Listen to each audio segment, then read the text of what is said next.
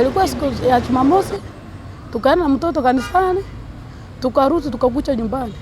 Mtoto akakula lunch, akaniambia hatarudi kanisani. Anaenda kwa baba yake kucheza. Mimi ngamwachia tu, mimi ngarudi kanisani. Sasa nilirudi kanisani, tukakuja usiku tukapika tukakula.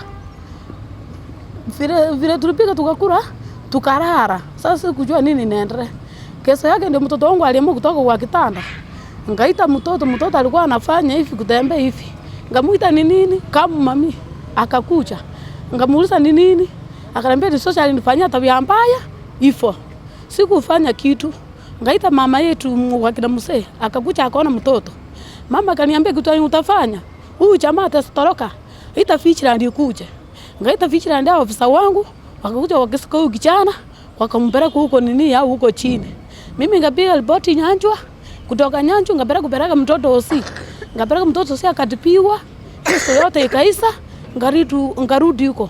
Mzee wangu ndiye alikuja akaongea huko chini, akalipoti huko nini ya Vigilante. Hapa akakuja hapa polisi hapa na Central. Vile alikuja Central, alafu ndio huyu jamaa akaletwa.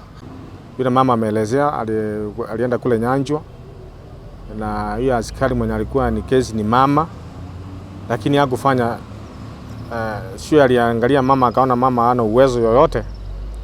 Hakutengeneza file vile ilikuwa inatakikana. Kwa sababu vile tuliulizia OCS na SPD na DCIO ni kama huyo askari kama aliongwa kwa sababu hii PT reform hakuchasa na barua ya shule ya mtoto mali anasoka na party certificate iko kwa file. So wakati file ilifika kwa DPP akasema file irudishwe, hiyo vitu iwekwe ndani ndio warudishe file. Ni kama walipeka kitu kidogo wakuambia mama alete hiyo vitu yenye ilikuwa inatakikana. So kichana hako nje, unaona mtoto anaumia. So painful.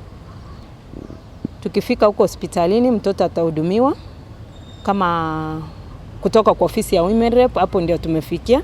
Na tunaomba mali penye serikali nayo itaingililia kati nao waendelee wamalize vile walikuwa wameanza na wamalizie vizuri, kwa maana mtoto msichana hafai kufanyiwa vitu kama